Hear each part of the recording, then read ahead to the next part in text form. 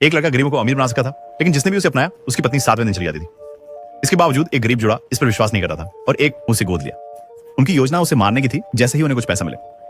जब लड़का घर आया तो पत्नी ने घर की इकलौती चेन उसके तकिए के नीचे रख दी। अगले ही दिन तकिए के नीचे से पूरे 10 लाख रुपए निकल आए। इस पर पति को विश्वास हो गया कि यह कमरा। अगले दिन पति ने लड़की को खुश करने के लिए उसके लिए खिलौने खरीदे ताकि उसे पैसे मिलते रहें। लेकिन इसके बाद अजीब घटना होने लगी। उस दिन दोपहर में पत्नी लड़के को कचरा इकट्ठा करने ले गई। तभी उसने अपने मृत बेटे को देखा। उसी समय एक बड़ा ट्रक पीछे से तेजी से आ रहा था, लेकिन जब उसने फिर से देखा सब कुछ गायब हो गया। तब पत्नी ने देखा कि लड़का सड़क पर खड़ा था और ट्रक उसकी ओर आ रहा था। पत्नी ने चिल्लाकर ड्राइवर से ट्रक रोकने के लिए कहा, लेकिन ड्राइवर ने नहीं सुना। आखिर एक क्षण में पत्नी दौड़कर लड़की को बचा लिया। रात में उन्होंने एक शानदार रात का खाना बनाया क्योंकि उन्हें यकीन था कि लड़का। जैसे ही लड़का सो गया, छत से एक जोरदार आवाज आई और एक सोने का कंगन नीचे गिरा। तीसरे दिन पति ने इसे बेच दिया और न केवल घर का किराया चुकाया बल्कि मकान मालिक को टिप भी दी।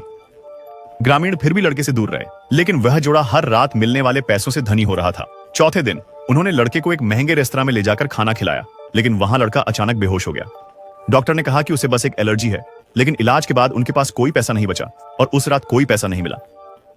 5वें दिन पति ने लड़के को घुमाने का प्लान बनाया, लेकिन पत्नी ने उसे रोक दिया और कहा कि अब उन्होंने लड़के को अपने बेटे के रूप में स्वीकार कर लिया है।